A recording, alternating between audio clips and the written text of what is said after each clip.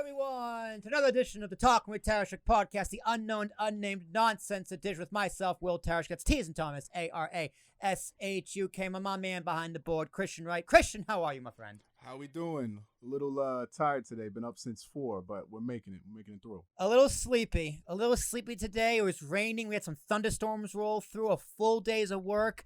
90 degrees in the car. That's enough to make any grown man fall asleep. But once that red light is on, you know that energy gets pushed up to 10, so I can crash after the podcast. That's just how it works. Have you ever fell asleep at a red light?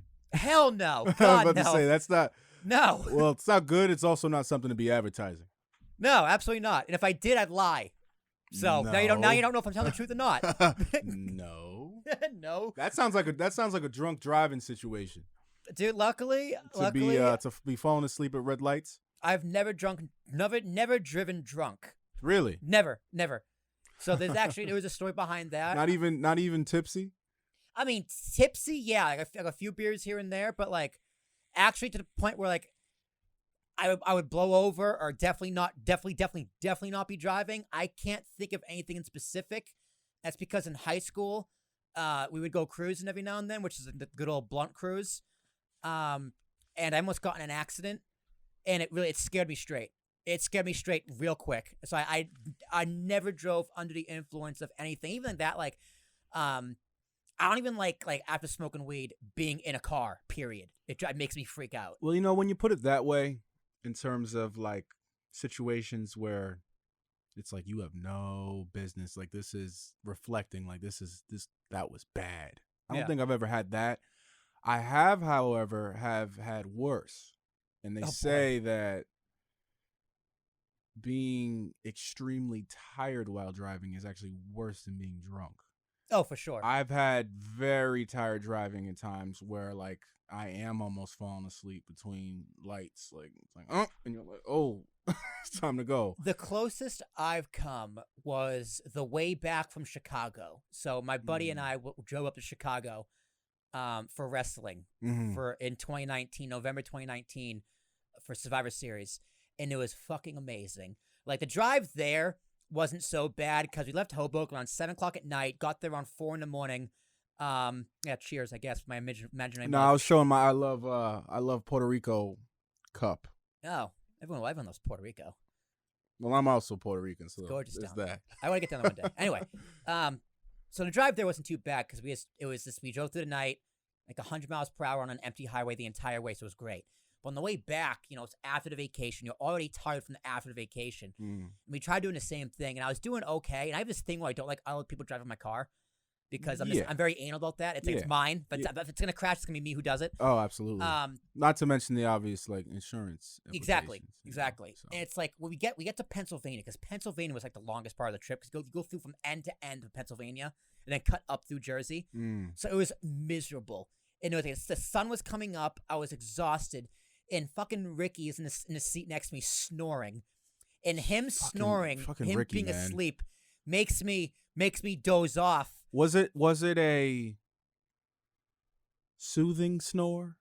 Or apparently, because it made me sleepy. No, because there's like, you've been in situations where there's annoying snores and it's like, shut the fuck up. Oh, yeah, my brother. Like it's sure. bothering you. Yeah. But then there's a snore that's like, and it's like, it's kind of meow, meow, meow, meow, meow, meow.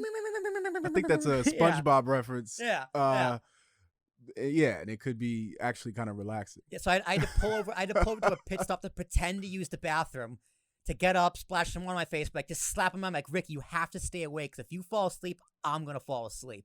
He's want me to drive. He's already gone, man. I just need you to stay awake. He's already gone. Because if you're awake and you're talking, I can stay awake. But yeah, that was definitely dangerous. And pulling into Hoboken, I got a flat tire. Somewhere pulling off the highway. After you've already had this tired driving experience? Yeah. So like by the time I got back, because I dropped him off at the PATH train in Hoboken.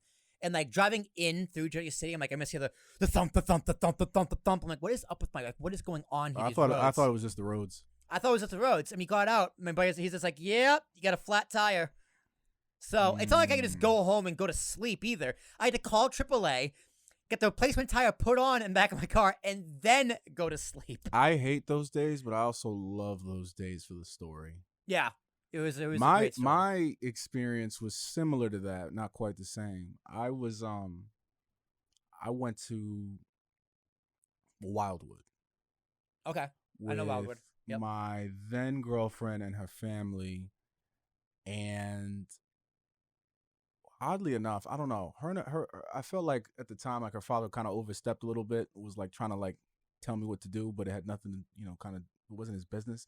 It did not relate to his daughter at all, but he said something to me, and I was like, you know what, I'm with his family. This guy is the man of the house. Right. I'm out. So I left very late. I don't know, like probably 12, 1 o'clock in the morning, and I'm driving back, and I'm tired. I knew I was tired, but I was just prideful in leaving, that type of thing. So I leave.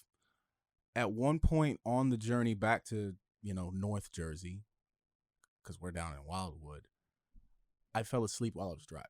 Oh, fuck. But not in the traditional sense. My eyes were open. I was driving in my sleep. This isn't like one of those, like, you zone out, but you're awake, and then you kind of snap back into it, and you're like, I just drove for 13 miles, and I had no idea where I was. It was one of those things where I came to, and I'm looking around like imagine waking up driving. Like, imagine when you wake up in the morning, like your hands are on the wheel, and you're driving a car. That's how it was. I was just like, then I was like, oh my God, I'm still doing it. I mean, I've zoned out before. Yeah. No. And I was like, yo, like I pulled over for a minute. And I was like, yo, like that wasn't cool, Chris. That was no bueno. That wasn't, and I was right next to the divider. Like I was on the shoulder, like not on the shoulder, but the lane closest to the shoulder. Right lane. The left lane. Though. Left lane. Well, there was no shoulder, actually. It was just road. Wildlife. Cement. Cement thing that I could run into. Cement divider. Mm-mm. So, yeah, that's my... and that wasn't even a question. We just went off on a little... No, that's just a little tangent. But that's a joyous podcast. If it's your first time listening, congratulations, you made it this far. But what we do here for this segment of the podcast is we have a giant list of random questions. It's 180 and counting. We've probably asked I counted this the other day. It's about 50 questions have been asked on this podcast so far. So we get about 130 behind. Maybe we'll get to all of them tonight. Who knows? And we just kind of go. We just kind of riff. We go. And then once we get off topic and kind of run out of things to say, we go back to center and ask another question. So, Chris, I know 2 weeks ago we had Zach on. Yep. And we had the question that we asked him that was irrelevant to him. So we're going to save it, which we forgot to do last week. So we're going to do this week, which was the Jak and Daxter games. Oh, it was irrelevant to him. I thought it was irrelevant to you. No, it was relevant to him. Because I was trying to figure out whether we actually went into it. I was like, I don't think we did, so I didn't bother bolding it. That's what we do. Yeah. So it was because he never played them. I played the fuck out of them. I played them too. So that's the first question. What are your thoughts? Did you ever play the Jak? Whatever the question was, did you ever play a Jak and Daxter? Did you play Jak and Daxter games? So, yeah. I mean, I think we both have something to say. Yeah, you first. I would put that camera on you. I would say those games are so ridiculously large. I mean, you are playing this game for months. It's a part of your life. It's a friend of yours. It's like, I don't know, trying to get a promotion playing that game. It's such, the levels are, it's like Final Fantasy, but you're finding random things on a map that is like actually true to scale of a Earth. Bro, the fucking precursor orbs? Yo, you have to find these things that are in like a world that is just as big as the Earth, and the game is like, I don't know if this is actually true, but it seems like the game was pretty true to scale. Like you're just walking and looking for these things, and it takes forever. Takes forever. And oh, God forbid, PS2, you didn't save to the memory card? The game took like a gig and a half on a memory card. Bro. Which is like, what do I delete? Because you only have one memory card. You get to a point where you can't even play other games. Yeah, for real. For real. And I played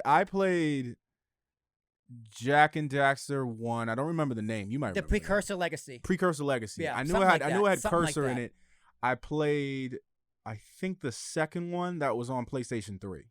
The second one was Jak 2.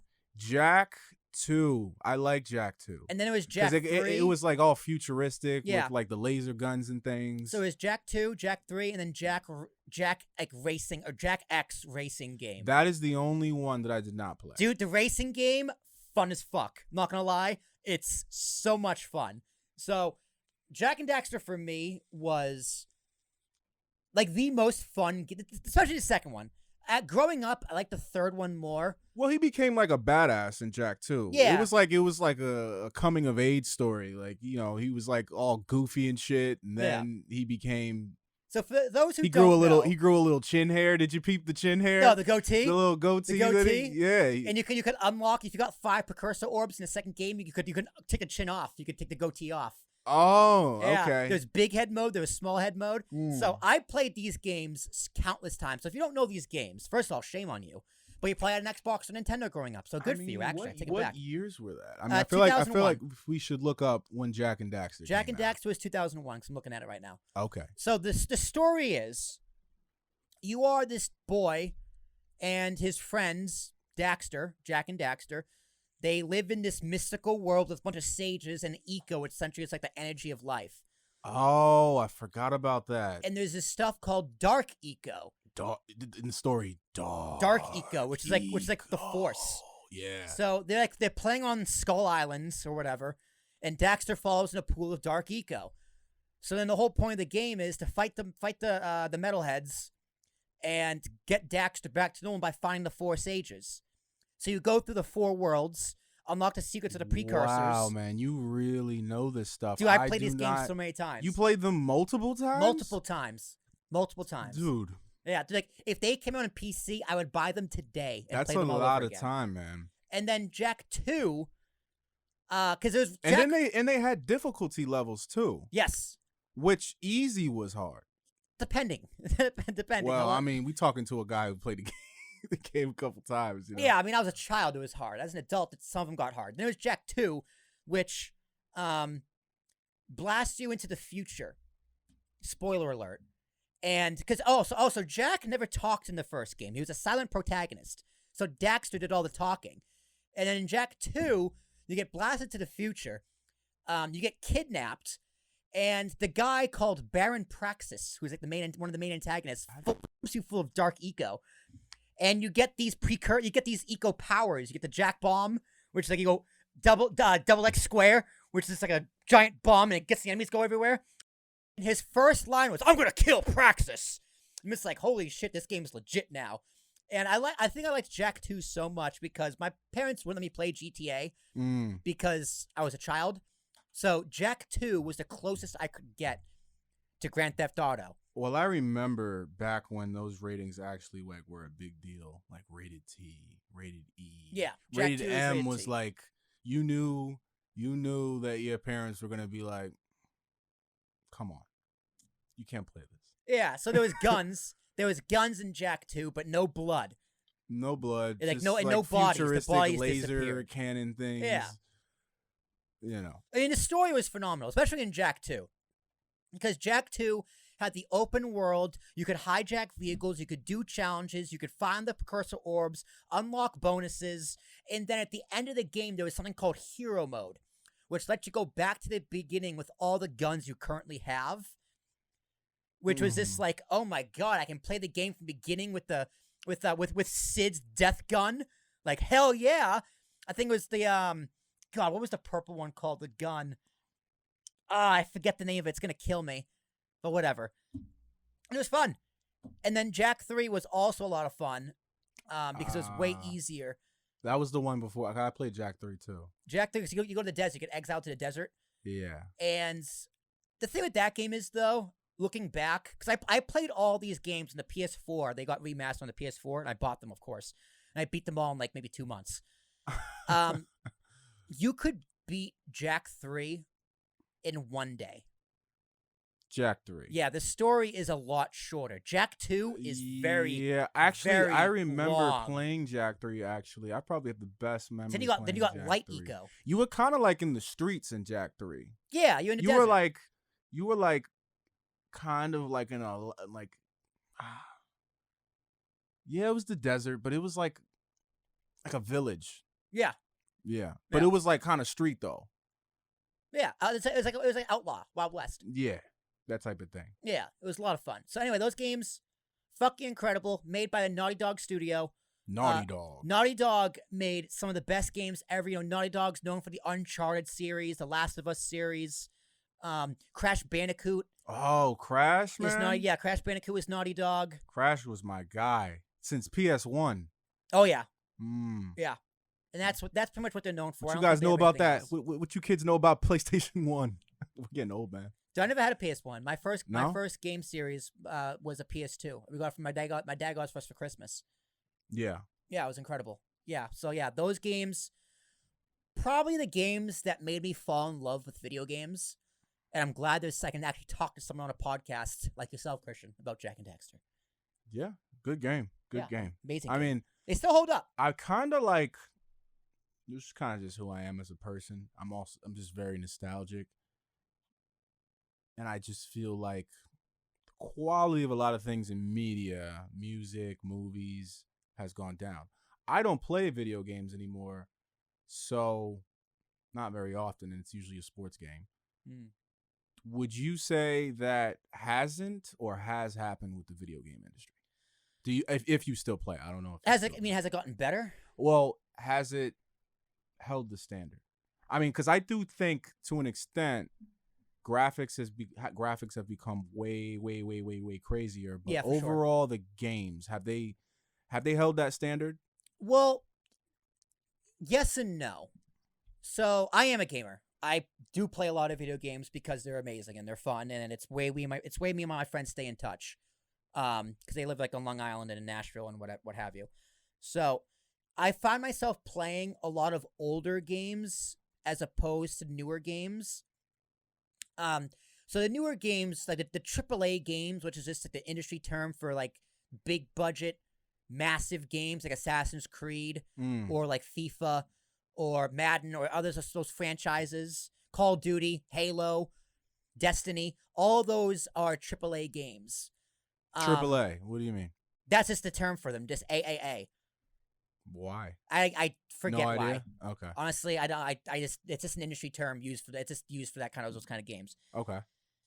Narratively, it can be hit or miss. Like they're still fun, right? Like not Daft Punk, Cyberpunk was one of the biggest ones that came out a year or two ago. And, you know, it had ray tracing, which is like the newest technology. It's like if you have a puddle in the ground or a glass window, you can see a reflection, right? And stuff like that. If a car drives by, you can see the reflection. So that's really cool. So technologically, games definitely hold the new standard.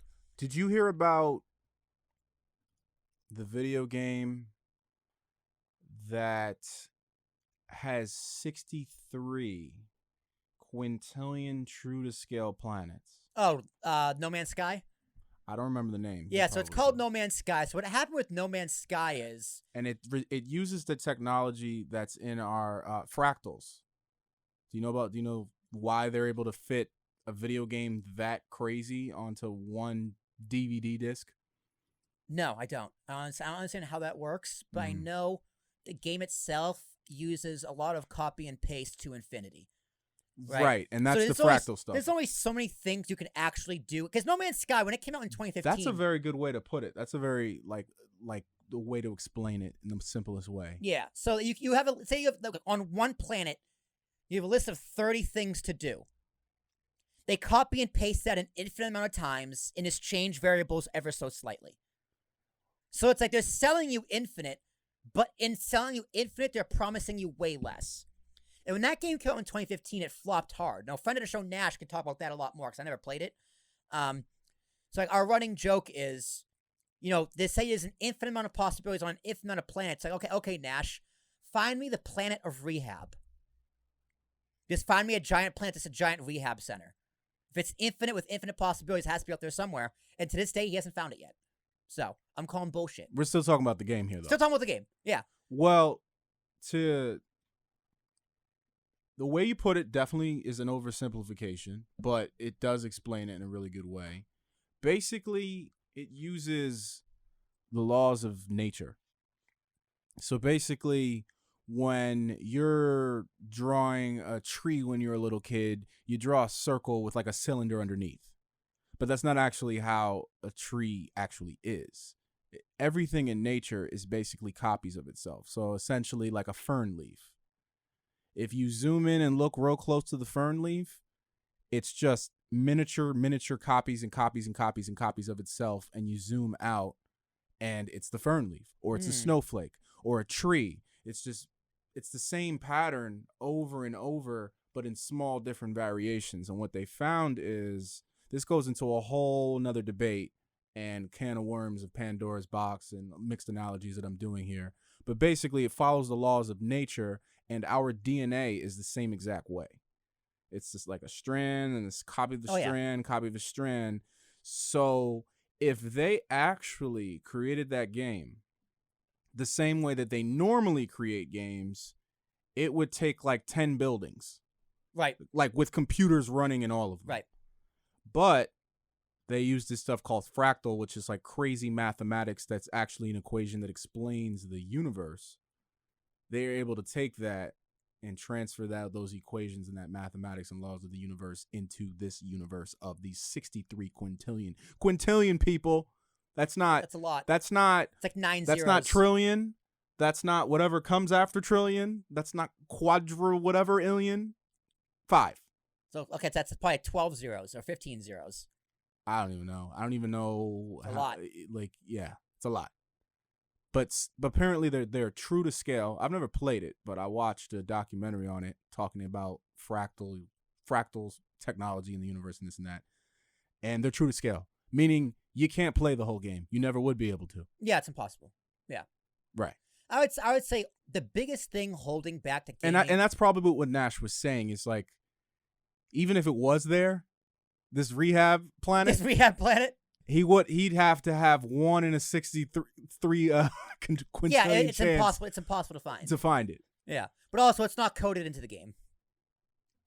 Well, yeah, I don't think the. Yeah, I don't think the creators thought, let's make a planet of just it's a giant hospital, just a giant rehab hospital. Well, I mean, I don't know. I don't Yeah, know. I don't know the details of how they if designed I was it. making the game, But like, I would have threw it in there. Here's the fucking weird. But here's the thing. They had to design it in a way where they couldn't actually pay attention and design 63 quintillion planets that are true to scale. Right. So, I don't know. Maybe it's some sophisticated AI kind of thing, and maybe it is there. I mean, gaming is exploring that kind of thing. Like next year, there's a game called I think it's Starfield or Starlink, Bethesda's new game coming out, which me and all my friends are super excited for. It's like Skyrim in space, which is going to be just incredible. And it's kind of like, it's the same idea. It's infinite things to explore, and it might be co-op, which is awesome. But the gaming industry as a whole, I think overall, it's way more successful now than it was 20 years ago when Jak 2 was just coming out and being released. I would say arguably the games are more fun from back then because a lot of them still hold up. Like I said, I play a lot of older games now than the newer games, mainly because new games now are being held back by executives. In what way? Because they're littered with microtransactions. Do you know what microtransactions are? No. So, if you play the newest Call of Duty, they're remastering. Okay, first off, they're remastering a Call of Duty 2, Modern Warfare 2, which came out in 2009, 2010. I had that one. Yeah, it was fucking incredible. It's one of the best games ever made. Yeah. But they're re-releasing it. I'm pretty sure it's only the multiplayer for $70. So typically, so remastering in the video typically game world, remastered games. It's going over the graphics to update them and make them making new servers, make them modern. But for example, Crash Bandicoot and the Spyro Reignited trilogy, which are the PS1 games remastered on the PC and Xbox and PS4 or PS5, was $40 or $50 when normal games are $60. Right, so, games used to be very expensive. That's a problem in and of itself. Yeah, and then in the Call of Duty is going to be purchases you can make for exclusive weapon skins, exclusive characters, or EXP bonuses. And they're very much in your face, or loot boxes. So what you really got to care, though. You really got to care. Dude, people, here's the thing. I'll get to that about caring. So I want my weapon to look like this, but functionally it's the same gun. Yes, exactly. The other thing is loot boxes. So what a loot box is, you can buy like, say it's $3. $3 gets you 2 crates, and in those crates has 5 items apiece with a 3% chance of an epic item, and an epic item is a super rare item like a brand new gun that no one else can get. So you're gambling. It's gambling. When you say no one, you mean absolutely no one. I mean, not absolutely no one, but like that it's a 2% chance of unlocking. Everyone in the world has a 2% chance of unlocking this box. If you buy 100, there's a 2% chance that you're going to get it. And you know, I don't even get it, right? So it's gambling. They're really tapping into the psyche. I mean, they've always done that. And these mechanics, like you can play the game and ignore it, like I do. Like, so if I bought new Call of Duty, I wouldn't spend actual money on microtransactions. That's stupid to me. But people do. People who are addicted to gambling do. Kids who just have their parents' credit card on their account do. And they can spend like Fortnite. People spend thousands upon thousands of dollars on Fortnite, and the game's free to play. I've watched like TV shows where they're actually talking about how addictive video games really are. Oh, they're super addictive. To the extent where obviously it's the extreme, but I'm sure there's cases of it where people have died from sleep deprivation because they couldn't step away. Oh, for sure. From playing the video game. And then you got the element of Twitch, which brings video gaming to the next level. Well, that's the sharing of the streaming of your video games. Yeah, that's a thing. That's a whole culture now. Yeah. No, I think video gaming is an excellent industry for the most part. Also, the workers who make the video games go through what's called crunch, where it's essentially they're working 70, 80-hour weeks for the same pay to get the game out, and the game's rushed, and it's usually bad at, like, every game sucks at launch because it's not finished, essentially. You know a lot about this. Yeah, because I'm a gamer. It's just, it's a whole thing, but video games are a lot of fun. They're very innovative. They're definitely going in the right direction. You gotta have the metaverse and VR and that kind of stuff come in pretty in the next 5-10 years. All right, so that actually makes me want to ask you a question. Go for it. Not on the list. It's not fun. It's not funny. It's an actual question. So, what are your thoughts on people buying real estate in the metaverse? And why would it, how could it have any value? I get we're running out of real estate. We're running out of, because here's the thing, they can't call it real estate in the physical world. But what is a digital footprint of owning? I mean, okay, I do see the future of like VR and you being able to go into your virtual mansion and, you know, actually be there, basically. I think that's where the future is headed. And maybe that's the answer. Here, I don't know. There's a lot of questions with the metaverse, especially when it comes to real estate or property. I'll call it property. Virtual property. Where I can see it being successful is if you create, say, a venue, a concert venue, specifically, in the metaverse. You have, like, a digital space that's decorated and designed, like, brilliantly. Like, say... A concert. A concert. Yeah. So you could rent out that space to a band who wants to put on a virtual concert. And people at home can enter the metaverse, enter that arena, and enjoy the live concert. Or sports, right? If someone, say someone rebuilt, maybe sports wouldn't work. Video game sports would work. Say someone recreated 1927 Yankee Stadium, the original Yankee Stadium. Right. And MLB The Show want to do a tournament. And the World Series takes place in the 1927 version of Yankee Stadium.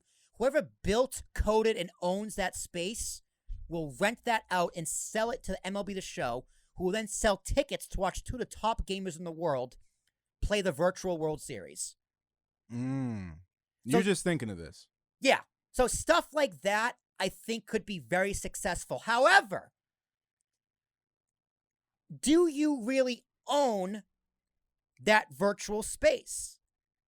Because that virtual space is housed, owned, and controlled by a server which is owned in the real world by a company like Google, Amazon, or Meta, which is Facebook. Right. So it's like, can you really own a space? Is it possible to own a virtual space if you do not own the server it is housed on? I mean, unless the company was like a mutual company, no. Right? Because like, say like Meta could be like, oh, you want to have Dave Chappelle in your virtual comedy tour? Boop! It's your tour. It's deleted. Oh, by the way, we own it. No, but you own it. No. This is our server. Yeah, you can be the terms of agreements. Did you read the terms of agreements? Like it's like where you can be deleted at any given moment. It's like a Facebook group, right? You don't own the Facebook group. Facebook owns, even if you're an admin on your Facebook group, Facebook owns that group. Right. They can delete it whenever they want. So if the metaverse, do you really own anything? No, I have no idea. I said, not unless I have no idea. Not unless it's a mutually owned company where everybody owns a piece of it. Nah. Right. And like this is kind of what Jill and I talked about on our podcast like a month or two ago. I think I do remember that. But like my question was, what are my rights? What are your rights? What are your rights? And with the metaverse and virtual real estate, I hate saying virtual property. These are a lot of questions that need to be answered before you can move forward. And unfortunately, the U.S. mindset is just money. And privacy just doesn't exist anymore. The Fourth Amendment just doesn't exist. The government is literally buying all of our cell phone data from data brokers because it's illegal for them to get it. So they're saying, fuck it, we're just going to buy it. Like what? What? So I have no idea what the metaverse is going to bring, but it's terrifying. And I honestly do not believe it's going to be done properly. And I'm hoping, in many ways, it flops. But something like that for virtual real estate, we're talking about we're talking about monopoly on essentially a different dimension. Yes. A monopoly, though. Yeah. Completely. Yeah. Exactly. But yeah. So that's an interesting question. Hope it answers it. I have no fucking idea. Answer is we don't know. It's all right, guys. Bill Gates will take care of it. You can all trust Bill Gates. Don't worry. Oh, by the way, Bill Gates was on Epstein's flight logs. Oops. Did I say that? Yeah. Oh, yeah? So, yeah, trust Bill Gates. All right. Next question. Something a little bit lighter. What was your first record, tape, CD that you ever owned that you can remember? First album I ever bought?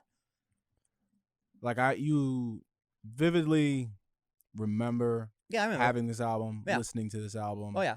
For me, it's between two. I can't actually remember. I know there's things that I had that my parents had gotten me, but I mean that you went to the store. Oh, with my own money? Maybe not with your own money, but you said, I want this CD. And you got the CD. Well, I mean, how much, I'm thinking really young. Like no, honestly. 7, 8 years old. Honestly, no, not that young. So. No?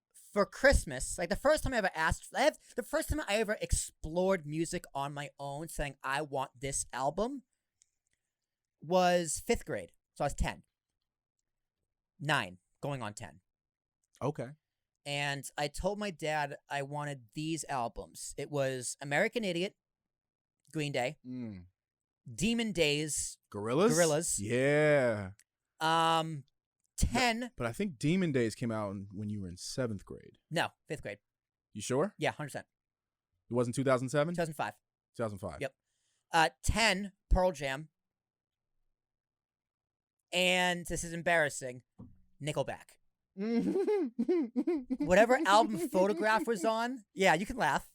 I'm laughing. I'll admit it. I'm laughing because I'm not a rock guy, but I know enough to know that it's funny that Nickelback is on your list. Dude, I liked Nickelback. Not gonna lie. I was a big fan of Nickelback. I'm trying to remember the album. I'm Googling it right now. 2005.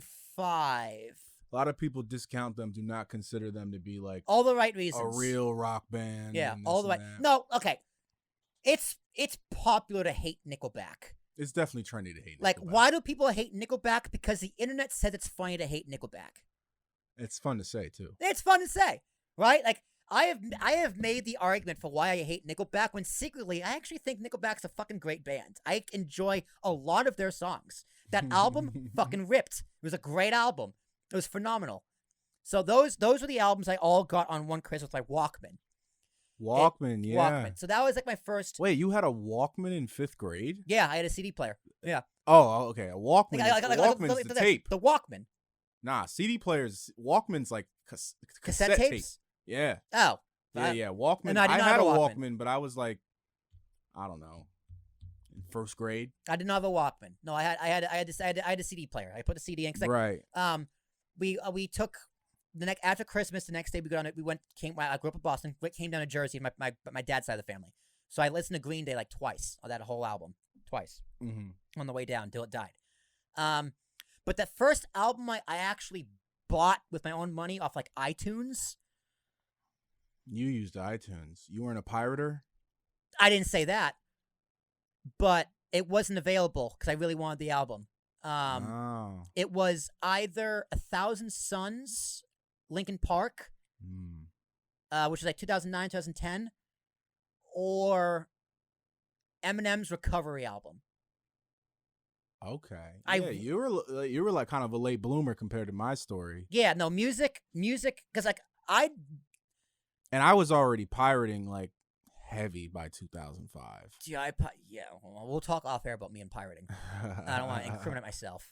Pirating's illegal. I think there must be a statute. They're like, I'm gonna get like a bill for like $50 from like Warner Brothers, dude. UMG, dude. I'd be in big trouble. Let me tell you, Pirate Bay.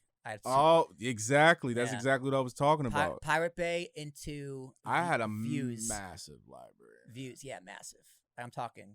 And it's a shame because like there was a point, there was a crossover point where your library didn't matter anymore with the birth of streaming, which kind of sucked because there was a lot of good music in that massive collection of music that I had, both CDs and hybrid, Getting Other Ways. So what was your first album? And tell me why it was Sean Paul. How did you know that? Dude, I hope it wasn't Sean Paul. I fucking hate it was Sean like Paul. Sean Paul used to be really good. It was the album of Get Busy, which was a major international Was it really Sean hit. Paul? That was just a straight out of left field guess. Yeah, it was either Sean Paul or probably 50 Cent. Get the fuck out of here. Get Rich or Die Trying, which was also a legendary album that is worth its salt and has stood the test of time. Both of those albums. Yo, I love 50. Get Rich or Die Trying, Wangsta, In the Club, Patiently Waiting, featuring Eminem. What Up Gangsta? I mean, that album was bulletproof. What up, gangsta? What up, gangsta? All that. But Sean Paul, Dirty Rock was the name of the album. I think it was one of those two. Honorable mention, but I didn't go and get that because it was already in my house. Of course, I stole it from my dad.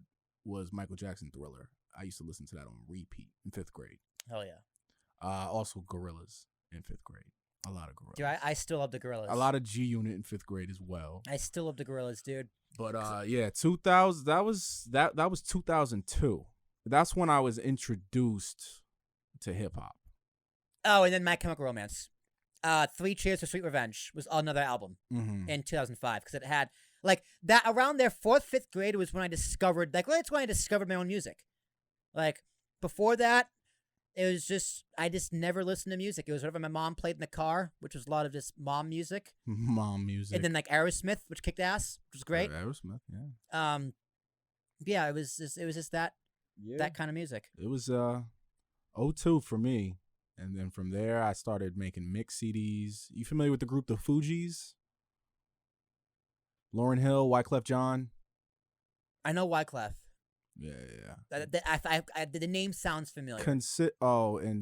Became fixated on Tupac, Biggie, Eminem. I was very fixated on Eminem. Dude, I still like hip-hop. And Eminem like was 90s hip-hop. Eminem was the reason why I at one point called myself lyrical, because I just thought he was the most lyrical rapper ever. Definitely.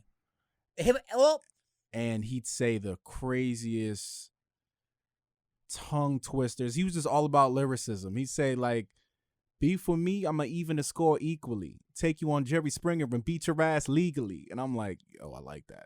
I like that. Like, I like those kind of tongue twistery rap bars." Eminem was big for me. He's probably the smartest with lyrics, but I think someone like Nas is the most fluid. Nas was very fluid. Nas's writing, Biggie was very fluid. And the way Nas wrote and rapped, to me, it still hits to me. I fucking love Nas. Oh, put New York State of Mind on, or One Mic. Mm-hmm. Some of those early ones. I mean, even to this day, believe it or not, and this is not really a believe it or not, but some people think he's overrated, which I feel like they haven't really listened. Jay-Z. I fucking hate Jay-Z. I know. Because Jay-Z is like, he's a guy that kills with wordplay. He's a phenomenal lyricist. Double entendres, triple entendres, and he all does it with a flow that is slightly offbeat, but every time you think he messes up, he catches it. Every single time.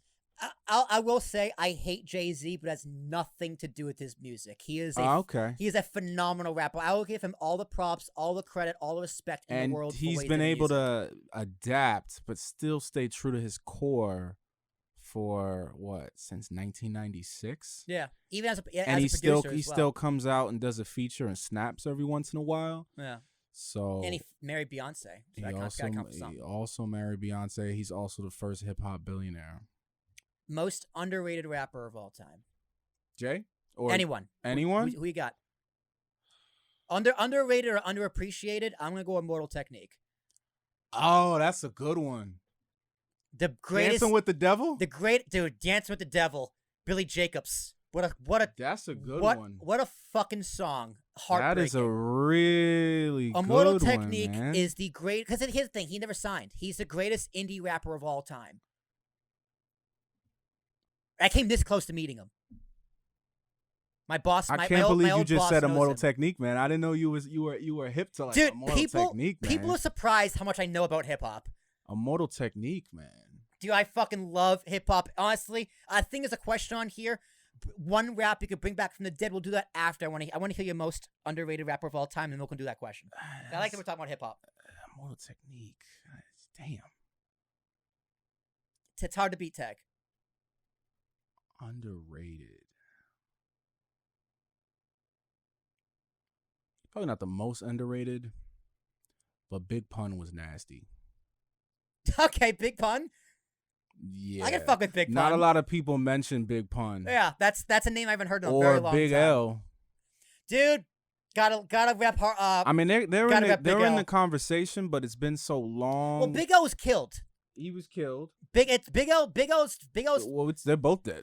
Big Pun. Big Pun died too. Yeah. Yeah, but he didn't. Big L was like murdered. Yeah. So he was murdered before he could pop off. Right, and that's why I think he's a great mention. He is, but it's not his fault. Like, Tech's still alive. You do know that it was a mistaken identity? Did you know that? I did not know that. They thought he was. I think I could be wrong, but I think Big L had a twin brother. I'm not even making this up. And they thought it was his brother. So, mistaken identity, face, the guy's like, looks like him. So. Mm. Yeah. But yeah, I don't know. I'd say Big Pun, I'd say Big L, because they get their props, but it's only once in a while. I can't believe I'm forgetting this guy's name. How about someone like Talib? Talib Kweli? Yeah. Or like Black Gangstar? Yeah, Mos Def. I fuck with Mos Def. Yeah, I used to really like Mos Def. God, I have a guy's name, but I can't completely forget his name. He's like the greatest supporting rapper of all time. Supporting? He's dead. He's the guy I'd bring back from the life if he was dead. He's dead. He's one rapper I'd bring back from the dead. I'd bring. I hate Nate Dogg. Nate Dogg. I would bring Nate Dogg back from the dead. I fucking love Nate Dogg. You know how long Nate Dogg has been singing hooks, man? Yeah, dude. He's on songs with Tupac. I know, dude. Nate Dogg. He's the best featuring rapper in the history of rap. He is the best featuring rapper of all time, hands down. Yeah, I love Nate Dogg. He's like Samuel L. Jackson with the amount of movies he's been in. Yeah, died in 2011. I was heartbroken. Yeah. One rapper I bring back to life, I would have loved to see Tupac's story play out. Yeah, that's the easy one, though. And I know, it's a real easy one, but still am huge. I even went down a conspiracy rabbit hole of all the things surrounding his death. And yeah, they never caught his or Biggie's killer. Oh, yeah, I think there's a whole bunch of cover-ups and things going on. But that's not even what I'm talking about. There's a whole bunch of wild conspiracy theories that he's alive. I know. There's none of a Biggie. Everybody's like, yeah, he's dead. But Tupac, they're like, no, he's still alive somewhere. Like, I didn't know Nate Dogg and Snoop Dogg were actually related. Are they? They're cousins, according to Wikipedia. So is that somebody just being stupid because both of their names have dog at the end? I don't know, dude. I don't know. I honestly, by any chance, Nate, are you related to Mr. D-O-double-G? Are you related to Snoop Dogg? Yeah. Are you his nephew? Yeah, Nate Dogg, dude. Uncle Snoop. Rest in peace. Rest in peace to Nate Dogg, man. All right.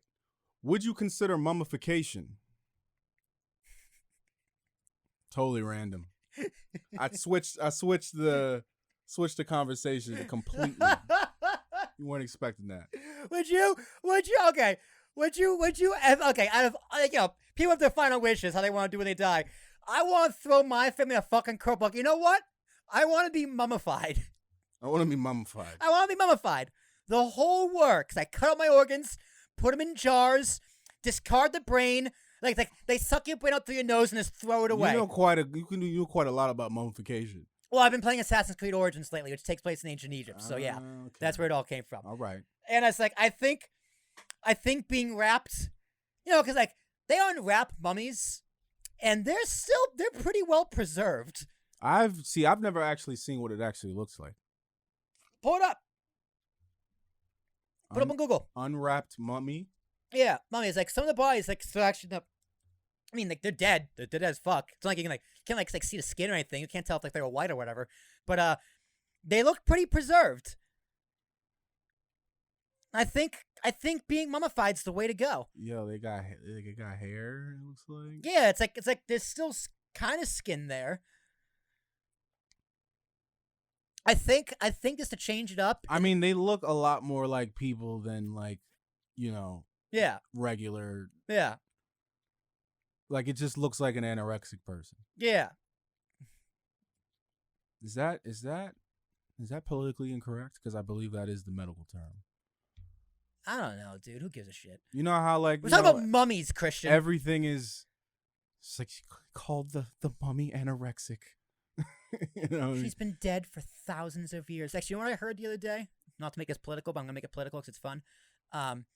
Archaeologists are gonna stop identifying the gender of the remains they find because they don't know how they would have identified when they were alive. That is the most ridiculous shit I've ever heard. It's like I hope that's not true. That can't be true. I hope that's the. Do you think people in the scientific community would honestly Google it? Yeah, I do. I really do. You know how liberal the scientific community is? Fucking liberal as fuck. They all academics. Yeah, but yeah, that's not even yeah. I believe it. These are facts. I totally Science believe is it. Facts. I totally believe it. Mummies. They're gonna go. Well, I mean, I don't see a penis. So, we can't ask them. And we know they didn't mummify women, but we still can't ask them. Actually, they might have mummified women. I actually have no idea. What am I going to type in for this? Archaeologists Oh, my God. I already found it. It's like archaeologists stop gendering specimens or whatever. Resist push to omit. Yeah, of human remains. Well, yeah, you definitely should. Like these are facts. I mean, call it whatever you want. Call it a woman, call it a man. Just say it's a person with a penis or with a vagina. Yeah. Like, like, are we gonna go this far with labels? I don't think like Lucy, like one of the first specimens they found. Do we think that they were so advanced back then that they were thinking about like, well, I feel like, a woman, or I feel like a man? I don't think they were thinking about these things. Actually, no, that's not true. They were actually. So like ancient Rome, ancient Greece, a lot of them were gender fluid. So gender fluid, but they weren't making it a point to label themselves, were they? I don't know. Because like I'm not saying like. But the idea of they just didn't care. Their idea of gender, like, did they know what non-binary or like whatever these made-up terms are today are? No, they'd probably use something else. But studies in this history show that back then, gender really wasn't a huge deal. That's actually not true either. So there's this guy named Douglas Murray, who is a like scientist, professor, whatever, historian. I don't know what to exactly call him, but Douglas Murray studies ancient civilizations, and he has this theory, or he noticed this pattern, I should say, that right before the downfall of every major civilization, like a Rome or like the Great Khans or whatever, right before they collapsed, there was a massive obsession with gender. Really? That the people of that society just started ignoring gender norms. They started ignoring what gender is. They started ignoring what male and females were. And then society has collapsed. Like within the next few hundred years or whatever, what have you. So... look them up yourself. Like if you're out there, don't take my word for it. Look them up yourself, because I'm sure it's more detailed than that. But that's like the popsicle stick reading of it. The idea is that... it just sounds like being organized. Well, it's like if everybody on the football field just decided to play whatever position they wanted. Yeah, so here's how I read it. This is a Will Tarashuk original now. If you as a society can't agree on gender, something as basic and fundamental of I am a boy, you are also a boy, and your mom upstairs, she's a woman. If you cannot agree on that, if someone goes, actually, no, I don't, no. Like, if you can't agree on that as a society, the most basic fundamentals of society. I'm going to say there's some fundamental. How are you going to agree on anything else? How are you going to agree on healthcare? How are you going to agree on taxation? How are you going to agree? Well, the things you're talking about the point you're making is these things are way more complex than that. Exactly. Like this, gender is the most fundamental, basic aspect of society. It's just organization. That's all it is. That's really all it is. That's what I was saying. It comes down to organization and having roles. And if you can't have a most basic, fundamental, organized society, you don't have a society. You can't fix any pertinent issues. How are you going to fix Baltimore and the crime in Chicago if you can't agree if they're all men or not?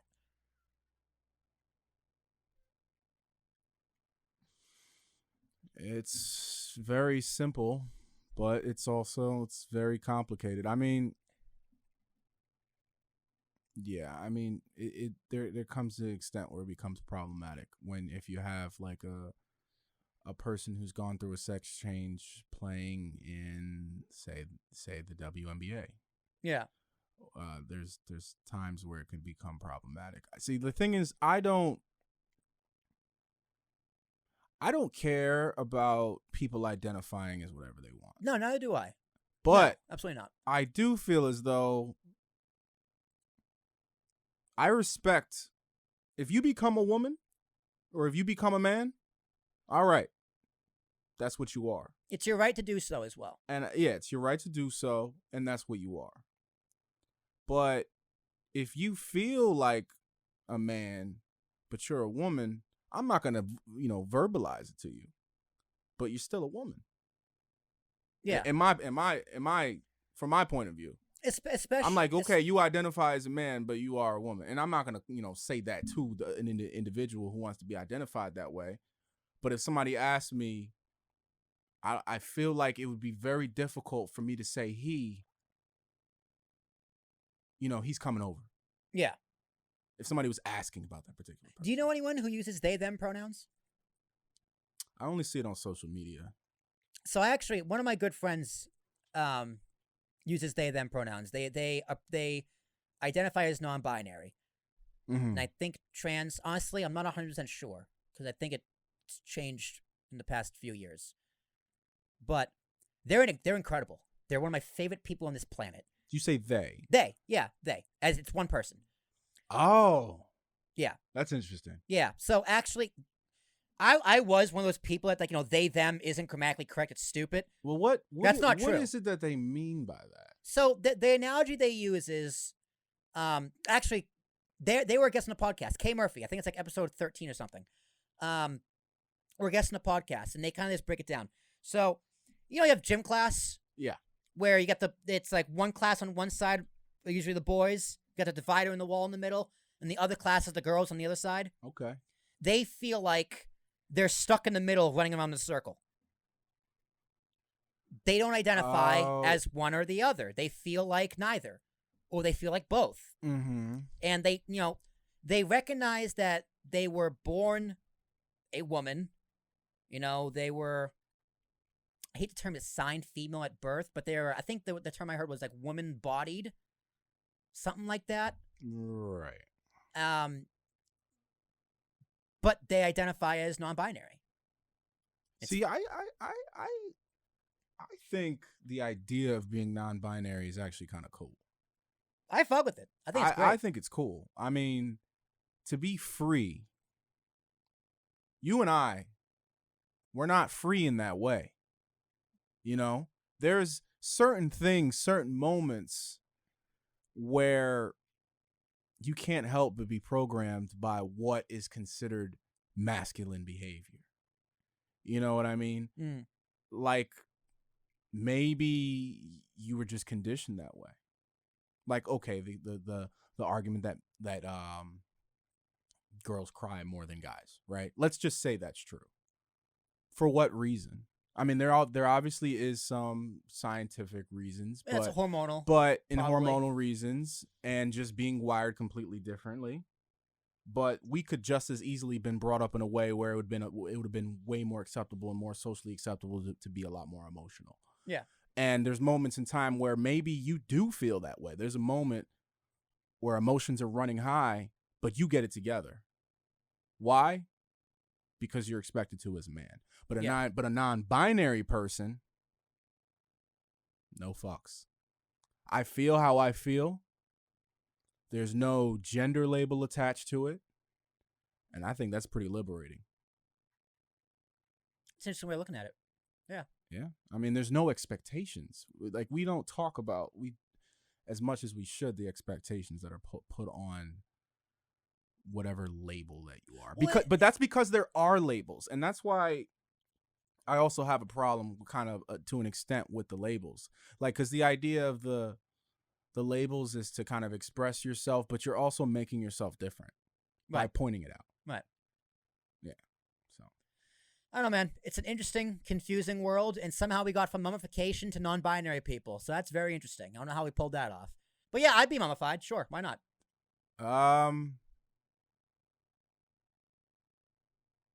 Would I be mummified? See, the thing is, I don't think about death that much. I don't think about what I would want. Some people are like, I want to be cremated. They know it. Yeah, I don't. I honestly, I had to put mummification on there because I was playing Assassin's Creed. But I don't think about it. I also don't think about death. I know there's a question on here. How do you think you're gonna die? We don't have to do that one now. But just in general, like death, I have no fear of death, like at all. I just know it's just coming. It'll happen at some point. Yeah, it's like. That doesn't mean I'm a daredevil. I don't look for death. I don't look for like exciting scenarios where I might die. Doesn't mean if somebody put a gun to your head, you're like, yeah, just do it. Yeah, I wouldn't play Russian roulette. You know what I'm saying? But the idea of death is fascinating To me, Well, it's the unknown. To me, I think death is the most interesting and complicated part of life. Because it's the one thing you're never going to get the answer to, but everyone would eventually find out. Or not. Or not, right? I mean, because what if it's just nothing? It's the great question that can't be answered. What happens when you die? A lot of theories. Yeah, no one knows. But no one knows. The only people who know are the ones who died. And they can't tell us. So, I think reincarnation's cool. I think that's really cool. I mean, it's definitely a tightrope. Yeah. Better live the right way. I like Come back as a rat. I like the idea of the afterlife. I like the idea of a heaven. But if anything, I'm curious. Well, the idea of heaven, I think it's interesting. What age are you in heaven? Well, this is all the mystical things that we've built into the narrative. But what is heaven? What is heaven? What I'm saying is, if you're in heaven, is there a heaven for the people in heaven? Like, is it like another level? Does it stop right there? Is Nobody's ever thought about that. Like if I go to heaven and someone else I know and grew up with is in that heaven, is it also their heaven, or are they just stuck in my like, heaven? and they're an asshole? Yeah. You know? Like, what happens? Oh my god! If I see my childhood bullies in heaven, I'm gonna kill myself. Because, like, all over realistically, if everyone, this is real deep, kind of like, what are you smoking stuff? But, like, heaven would be extremely annoying if everybody was perfect. Yeah. And, like, there was no contrast. So, know what? I've never thought about this before. But, like, is there good and bad in heaven? And if there is bad, does that mean there's another level? Can you go back down to earth? Can you go to purgatory? Like, is that really what reincarnation is? So yeah, do you like, okay? He's like, yo, we're getting rid of you, man. You gotta go live another 100 years. Get back down there. Yo, what if low key, like, his hell's better? Like you're more free in hell, right? Because like heaven, like, okay, you still gotta be good. Here's the thing. You still gotta, like, live a certain life according to the book. That's what I mean. Like, the books. If you it's all the same go story. to heaven, if you go to heaven, do you have to follow? Like, if there's guidelines in life, Godlines. If there's guidelines not in life, not guidelines. I like guidelines. That's part of the episode title. If there's guidelines to get into heaven, and you get to heaven, do you still have to follow those guidelines? Do you just stop being good? Like, this seems just like, honestly, dude, heaven sounds like the most woke, shittiest, unfun place in the history of ever. Well, Biggie, do you know this Suicidal Thoughts by Biggie? Yeah. He made a good point. He says, like, when I die, I want to go to hell because I'm a piece of shit. It ain't hard to fucking tell. Makes no sense going to heaven with the goody-goodies dressed in white. I like black Timbs and black hoodies. God probably had me on some real strict shit. No sleeping all day. No getting my licked. And it's like, that's kind of I never realized that. That's kind of the point he's making. You got to continue to be on the level. Yeah. Got to continue to be on the level. Yeah. Are there hierarchies in heaven? Like, oh, you didn't get invited to dinner with God and Jesus? Ugh. You're stuck with Bartholomew? We didn't see Jim at the dinner party. Yeah. Go over and sit with Balthazar. He doesn't bathe. Like, that's great. That's mind blowing because it completely like destroys the fabric. Yeah, dude. And well, hell, not really. It doesn't destroy it completely. If you go to hell, it's just like Twitter. It's just nonsense and chaos and boobs everywhere. Yeah, but and according to Biggie, everyone, yeah, according to Biggie, because that's where you'd rather be. I mean, but in a world where you can do whatever you want without any consequences. This is we're using the idea of hell as not a burning fiery pit where it's just suffering and anguish. We're more saying a world where there's no rules. I think we're kind of trying to sell hell to people. I think we're trying to sell that hell is pretty cool. It's like, yo, all right. Yo, fuck these guidelines. I'm like, heaven, you got to keep on being good, man. Yeah, so fuck these guidelines. I'm just going to be mean wherever I ends up. Well, because like I'm getting real deep into this. If you're good all the time in heaven, then you essentially don't have free will. Exactly, because you got to follow the guidelines. You got to be like, is only You gotta one. follow the community guidelines. There's no contrast. The community guidelines. Community guidelines. The community guidelines. Is it like a gated community? Nailed it. Yeah, dude. Heaven has a gate. Please. There's a gate. Yeah. Yeah. It's got a gate and a secretary. Yeah. With a flat ass. Man. Let's do one more question.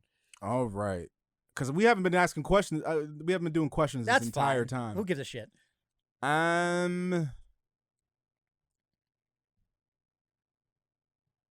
It's not on here. But I'm inspired by another one. It says, do you listen to foreign music? But I'm going to ask, do you listen to movies in other languages? Do you watch movies in other languages?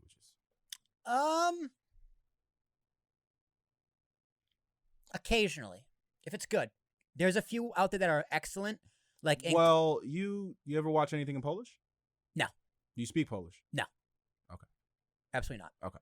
No. I bet Polish Hollywood is awful. I bet it's absolutely terrible. Hmm. I would put money on it that it's unwatchable. Sorry, all my Polish people out there. I love you. But yeah, there's been times like Letters from Iwo Jima, which is Iwo Jima from World War II from the Japanese perspective. Right. It's powerful. It's very, very powerful. And it's not Americanized, obviously. Well, it's made by Clint Eastwood. I think it was directed by Clint Eastwood. Oh. Yeah. Okay. So it's American made, but because it's like Flags of Our Fathers was the story of Iwo Jima from the Americans' perspective and like what happened to all of them when they got home from the war, as opposed to Letters from Iwo Jima, which is just strictly from the Japanese perspective, all in Japanese on the island because all of them pretty much got murdered. What killed in action, not murdered, killed in action. Americans, we talk a lot about like other dictators and heinous things that the world's done, but that one definitely has to be in the conversation of taking the cake. It's a different perspective. Because the story goes is that they surrendered and we just blew them up anyway. That's the way the story goes. And Iwo Jima? Hiroshima. No, Iwo Jima. This is Iwo Jima. Oh, okay. Not Hiroshima. Okay. Not Hiroshima. That's completely different. Hiroshima, Iwo Jima. So you know like the famous picture of like the people on the island lifting up the flag. It's like 6 guys lifting up the flag. Mm-hmm. That's Iwo Jima. Okay. So Iwo Jima is one of the islands when we're doing island hopping. So that movie's in Japanese, phenomenal. There's Midnight in Paris which is in French, obviously, with Marlon Brando. The famous pass the butter scene. I'll let you Google it if you want. It's hilarious and kind of gross. Pass the butter? Put it this way. They didn't have lube.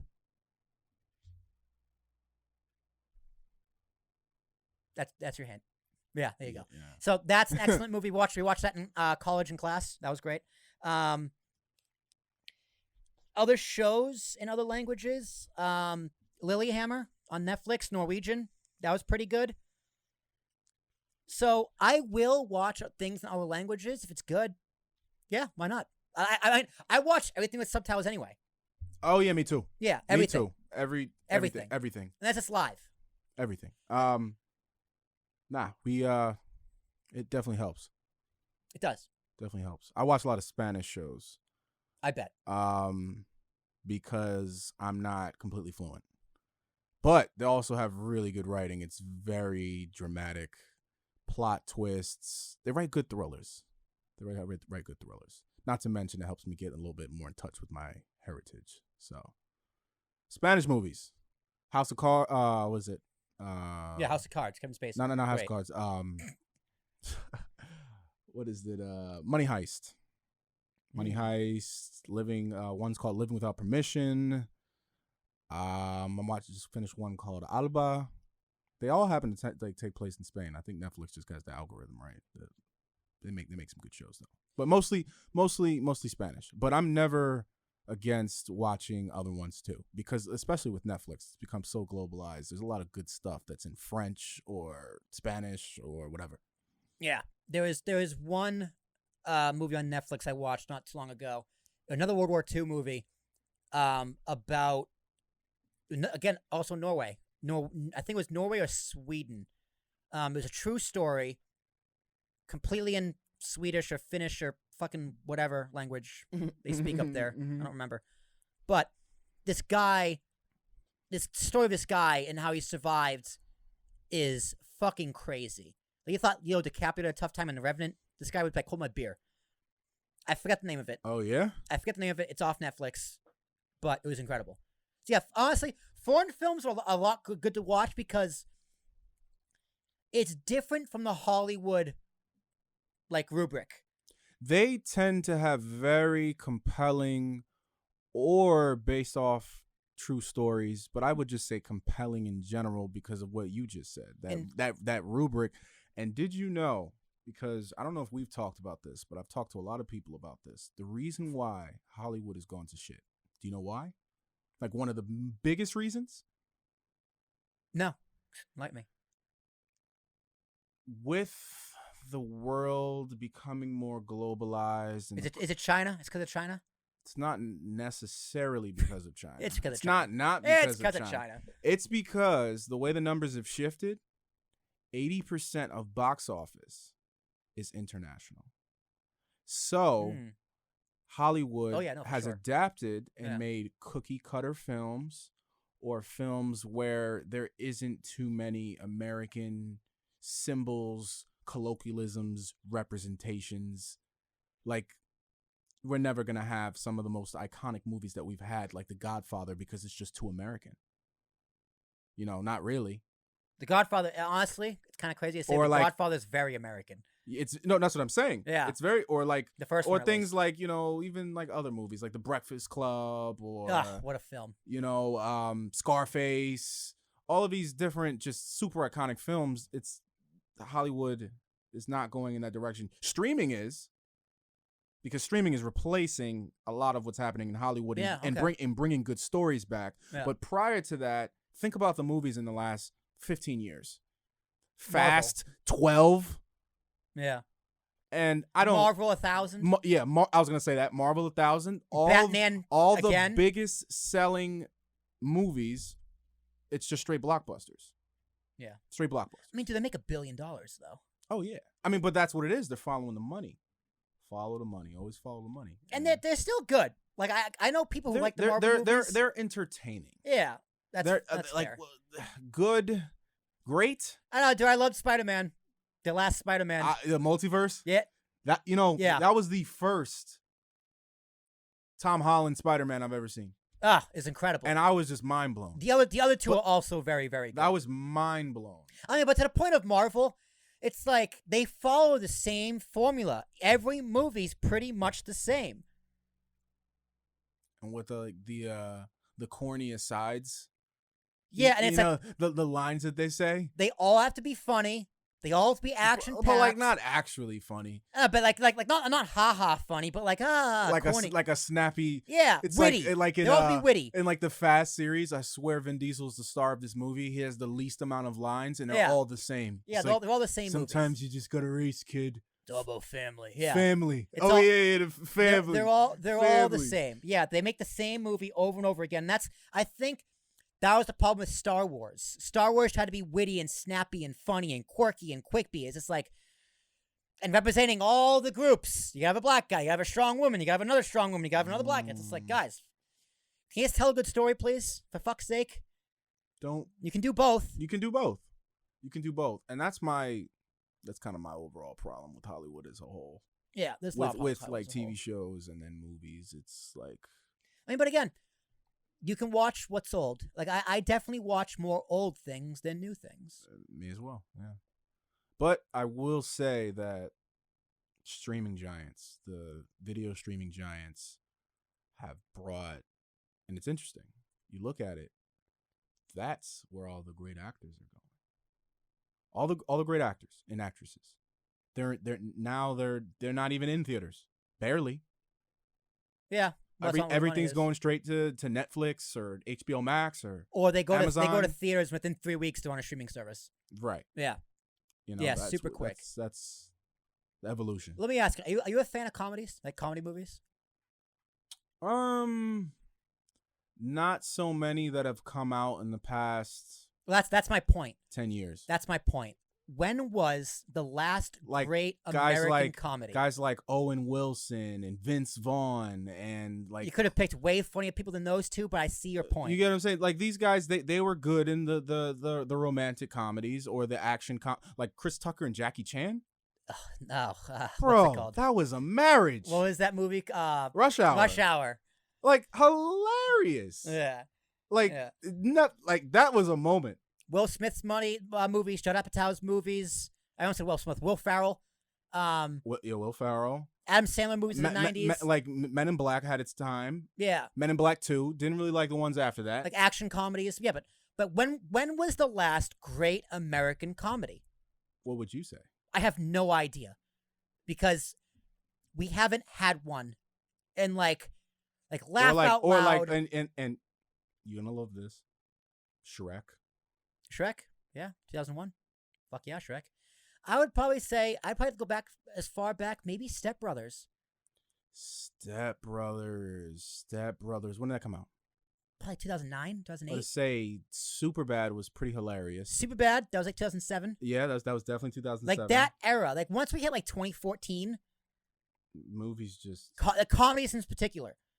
It's because, dude, like you just can't tell those studios just won't tell those jokes anymore because they'll get canceled.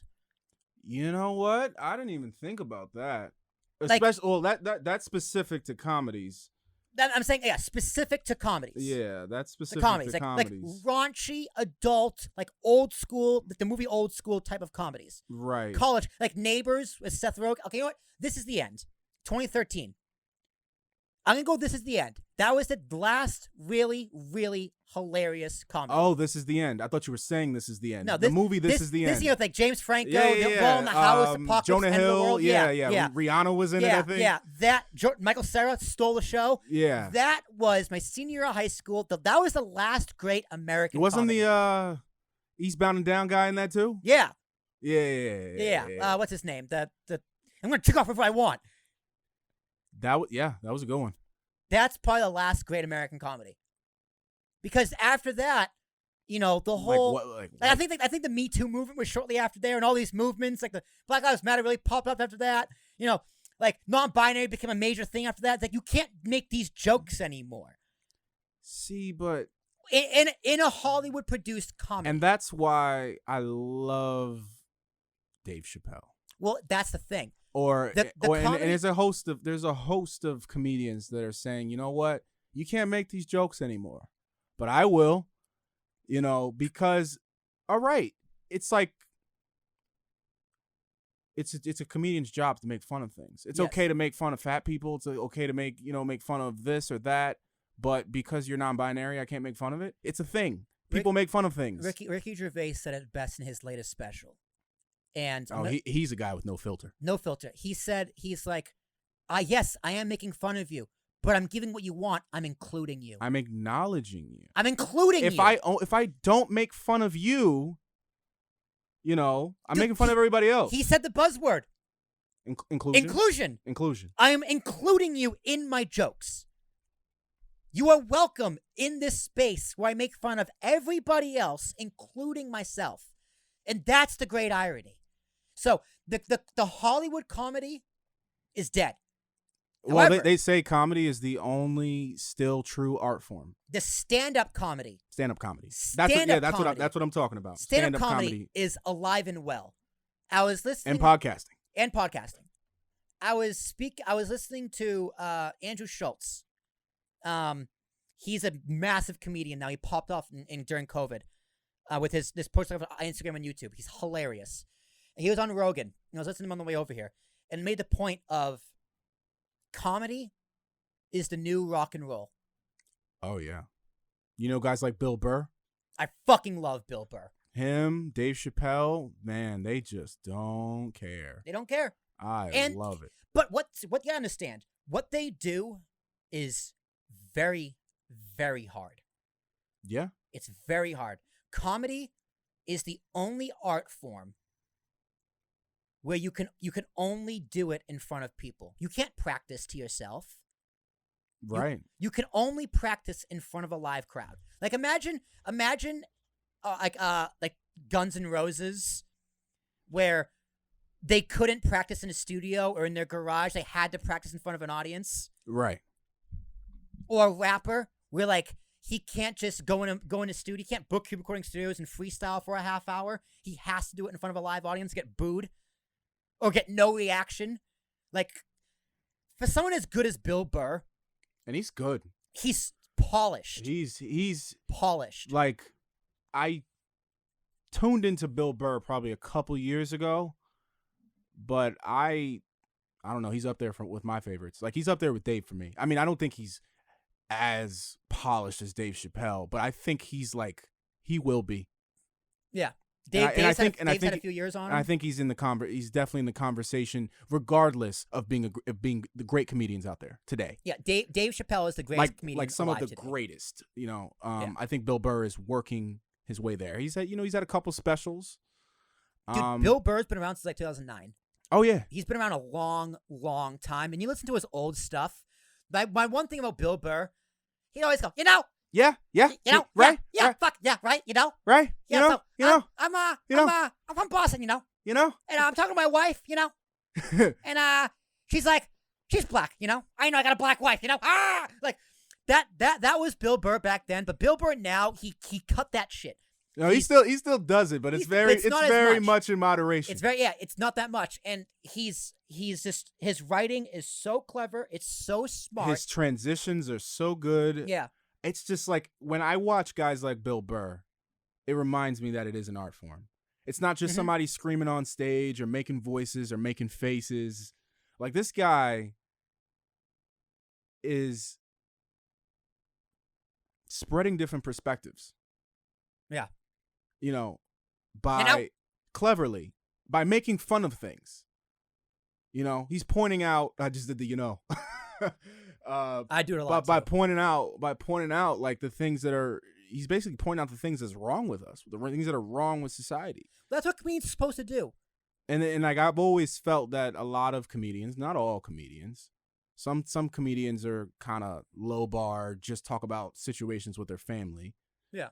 But guys like Bill Burr, Dave Chappelle, it's the big idea. It's what's happening now, what's in the culture.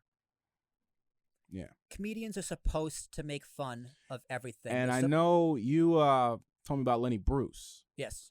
So they just had a comedy special on Netflix. I didn't get through it. I started it. It's like Jon Stewart, John Mulaney, Dave Chappelle. They're created for the first time a Hall of Fame for comedians. And some of the people that were being inducted were, you mentioned them. The honorable mention to Lenny Bruce. But George Carlin, of course, legend. Robin Williams, legend. Joan Rivers, legend. And I can't remember the other ones. Richard Pryor. Oh, Richard Pryor, legend. Yeah, Richard Pryor. You saw it? No, but those are all perfect inductees. I'd Right. probably add. Actually, maybe I wouldn't add Eddie Murphy. He didn't have enough. He didn't do it long enough. But Eddie Murphy's legend. Oh yeah, legendary. But I think he wasn't in there. Yeah, and he's also alive. It seems like everybody up there had passed. That's true. All those up there are dead. Yeah. Shame Bill Cosby won't be there, but that's acceptable. God damn it, Bill. Yeah. How Christian? How upset are you about Bill Cosby? Not as upset as I should be. All right. Is that because you never liked Bill Cosby, or because you really like Bill Cosby? Like, there were so many things. Like, during that time period, there's so many Me Too things being thrown at you. This guy, this person doing this executive at Fox doing this, bombshell, like this, that, and the third. I don't know. It was a lot. Louis C.K. taking out his dick and doing weird shit. Like, he has permission. During that time period, there were so many just things happening, and like, obviously, it was a huge shock. Oh my God, then R. Kelly too. Like, oh my God. But I don't know. I wasn't that upset about it. I was just like, oh wow, him too. Well, the crazy thing about Bill Cosby is, I would definitely be, and the thing is, Bill Cosby is like before our generation. Yeah. Like, don't get me wrong. I watched tons of the Bill Cosby Show. But did I watch him in I Spy? Did I watch him in all like the old films and in TV shows and movies that he was in? Not really. No, me neither. I've seen some comedy from him, but if I found out Will Smith or Denzel, I'd be heartbroken. Oh yeah, I was heartbroken sure. about the smack incident. I was very upset about that. I was heartbroken about Louis C.K. I watched a little of his show. Louis. Oh, Louis on Yeah, FX? Yeah, it was a great show. Yeah. A little depressing at times, but that's who he is, dude. That's just who Louis is. He's a weird guy with a sex problem. And, well, I should say a masturbation problem. But I wouldn't say he's a predator. I never got the details. I never bothered. I just heard he took his dick out or something. Yeah, he asked women permission if he could masturbate in front of them. Dave Chappelle does a bit. He's like, I couldn't help but laugh a little bit. Yeah. It's just like, you look at Louis and you just go, yeah, he did that. That makes sense. Yeah, that makes sense. And no one doubted it. Not one person doubted it. And I liked how his humor, Oh, he's hilarious. I called him the modern day George Carlin. Very off color humor. His best joke is, you can tell how good of a person you are how soon after 9/11 you masturbated. The crowd pops, they laugh, and he goes, "Me? Oh, me? I was doing it in between the first and second towers going down." That's his best joke. That's his best joke. Unafraid. Hilarious. Unafraid. It's just, dude, the first time I heard it, I think I pulled over. It was so funny. I laughed so hard. The George Carlin, one of the features, because they were shot exactly what you said. They were like George Carlin, Lenny Bruce. These guys went to jail for their comedy. Apparently, Carlin didn't. Bruce did. Oh, okay. Yeah. George Carlin was after Lenny Bruce. So George Carlin, he said he was the first person to say all the words you cannot say on television. The 7 words you can't say on television. It's like piss, cock, motherfucker, cunt, and something else. I forget. Yeah, it was like 7 words. Yeah, the 7 words. Yeah. So, but he started out as a cookie cutter. Oh, fuck. Yeah, fuck, of course. He started out as a cookie cutter comedian. I was hearing the story. Wearing a suit and tie. All clean cut. You were like, we talked about this like the first time we did one of these shows. Mm-hmm. About George Carlin's like, what cucumbers say to the watermelon? Why so green? I don't know, something stupid. Like, right? Like, got any seeds? Whatever. Something stupid. I'm not gonna off the cuff call me like that. Right. But and then he just flipped the switch and went crazy. Said apparently the way the story was told, the way Jon Stewart was saying, is that he was making a living, a great living, supporting his family, had a very nice house, but he felt like he wasn't leaving his mark on the time period. Which he wasn't. And he just completely made a switch, grew his hair out, grew out his beard, started wearing whatever, and started going crazy. Dude, we need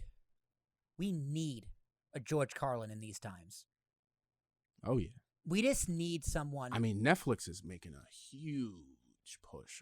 I've seen probably 4 comedy specials in the past 2 weeks. They're just, Netflix is a joke. It's like a wing. It's a part of their branch of Netflix. Where they're just pushing out comedy things left and right. Even Snoop Dogg had a special. Yeah, Bill Burr had like a festival where it was like, he had like I saw that. Yeah, 7 comedians. They each get like 5 minutes. Yeah, or 7 minutes. Yeah, some of them are really funny. Some of them kind of sucked. Oh, man. Yeah. And then like Dave Attell came on. I was like, oh, this motherfucker. Dave Attell, another legend. Thoughts on John Mulaney? I never listened to his stand up, to be honest. There was one in particular I thought was funny. Other times I just find him to be whiny. From what I heard, he's funny, but he's very, very, very mainstream. And he's very prim and proper. Yeah. Yeah. With the suit. Yeah, I know he's successful. I know people like him. People say he's hilarious. I'll take their word for it. I've never actually listened to him. But I think, guys like Bill Burr a little bit more rough around the edges. I mean, you do have that kind of like that clean comedy, like that Kevin Hart comedy. Like Kevin Hart sells out like stadiums. Fluffy, Gabriel Iglesias? He sold out Dodger Stadium 3 times. I didn't know him as Fluffy, but yeah. The big fat guy? Yeah. I know he is. I didn't know him fluffy. as. I didn't know him as Fluffy. His moniker is Fluffy. Oh, okay. I didn't know that. He sold a comedian sold out Dodger Stadium 3 times. Mm-hmm. That's unbelievable. It's like 60,000 people. Right. Unbelievable. Matt, he's clean. He's a clean. He's for the most part pretty clean. Jim Gaffigan, clean cut, super clean. Oh, his bit on bacon. I wonder if he's gonna tell more bacon jokes. Seinfeld, clean cut. Clean cut, but funny, hilarious. Hilarious. What's up with that? That's my Seinfeld. Oh yeah. Clean cut comedy. I don't know, man. We're coming off the rails in this one. We didn't ask that many questions, but hey. Well, we did. It was damn good. But then it was a conversation after each and every one, and we went an hour and a half. Perfect. I think that's a good. We're gonna have a hard time titling this one. Yeah, it's gonna be tough. I think we got definitely the Godlines, community Godlines. What else did we talk about tonight? Music, mummification.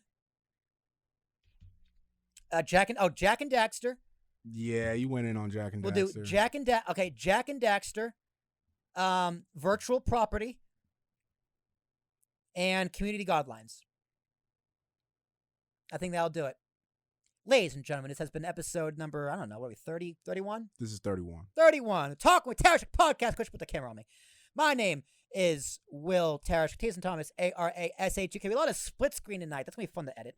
I mean, as long as my lower thirds, that's okay. Fuck them. Tyson Thomas, Arashuk. If you want to be in a conversation just like this one me and Christian just had, quick questions and all, or no questions, this is what we do here. We just kind of shoot the shit, have a lot of fun.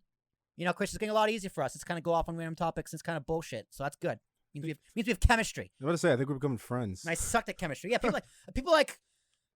Spam's always like, how long have you known Christian? I was like, yeah, a few months. Like, what do you mean? Like, yeah, I met him last year. I didn't even know who he was. Oh, yeah. Yeah. Went to a pool party. Yeah. And that was it. Jared said, that's Christian. I was like, that's Christian? I've heard so much about him. Yeah, if you want to be a guest, email me, will@apspodcast.com. It's will@apspodcast.com. You can be a guest on this unnamed nonsense, or you can be interviewed by myself talking about whatever the fuck it is you do in life. I have a few more interviews coming up because Christian's going away. He's leaving me. So this is going to be the last one of these. When are you back, Christian? I will be back August 25th. You're going to Florida, and then are you back for a week after you come back? Is there a week? Yeah, I will be back August 8th, and then I'm leaving. August. What's next Monday? Next Monday is the 8th. Next Monday is the 8th. And then you leave the 9th. Or you leave the 10th. Leave the 10th, right? Wait. We'll figure it out. Next Monday is not the 8th. Next Monday is the 1st. I'm sorry. Yeah, I'll be back the 1st, and then I'm leaving the following week on the 10th. All right. So all of you watching. So I'll probably don't stalk me. I'll probably come in on the 4th, and then again on the 8th. I think we should try to bang out a few. I probably could stop this OBS recording now. Yeah, well, I'll take care. Yeah, you know the outro. Fuck you. You don't listen anyway. You can stop recording. You can cut it.